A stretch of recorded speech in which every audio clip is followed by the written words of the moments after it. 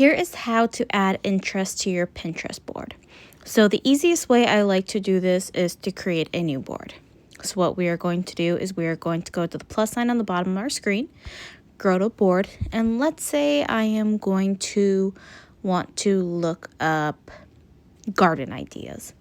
So we are going to create this board. On the top right hand corner, click create.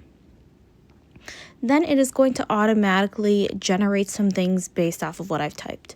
So I'm going to then save them to my Pinterest board with this little pin. I'm going to scroll and just pin down whatever I like the look of. And then I'm going to exit out.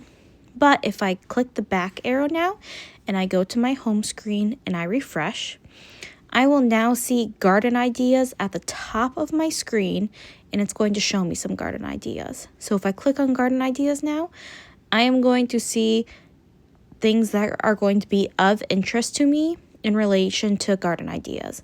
And that is how you add interest